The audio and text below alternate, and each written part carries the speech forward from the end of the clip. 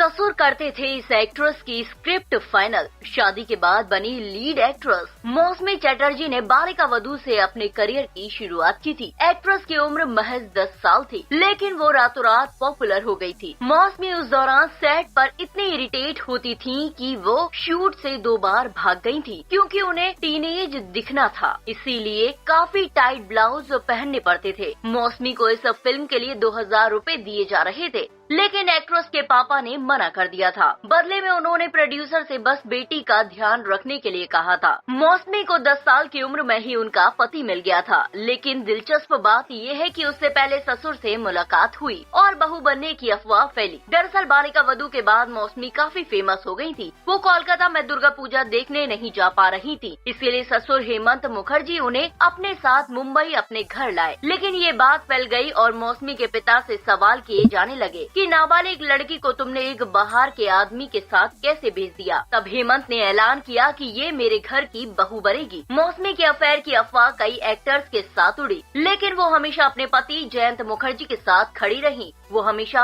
कहा करती थी कि जब आपके परिवार को सब पता हो तो अफवाहों से कोई फर्क नहीं पड़ता। मौसमी का नाता अपने परिवार से बहुत अच्छा था। उनके ससुर हेमंत ही उनकी सभी स्क्रिप्ट को फाइनल किया करते थे। वो उस वक्त की पहली ऐसी एक्ट्रेस थी जो शादी के बाद लीड रोल किया करती थी। लेकिन मौसमी ने अपने जीवन में बुरा वक्त भी देखा। कम उम्र में शादी, बच्चे और पति सबकी देखभाल करते अपने करियर पर ध्यान देना उनके लिए किसी जंग लड़ने से कम नहीं था। एक्ट्रेस ने इंटरव्यू में बताया था कि वो कभी कभी बहुत प्रेशर फील करती थी। रात को पैनिक अटैक्स आते थे, वो सो नहीं पाती थी। उस वक्त उनकी बेटी उन्हें संभाला करती थी। मौसमी ने कहा था कि मेरे पति से कभी कलेश नहीं हुआ, शायद इसीलिए क्योंकि वो पहले से अमीर थे। अगर गरीब होते तो जरूर होता, क्योंकि जब मैंने अपनी खुद की मर्सिडीज खरीदी तब पति के पास पहले से थी। उनके लिए मैं कभी सेलिब्रिटी नहीं थी।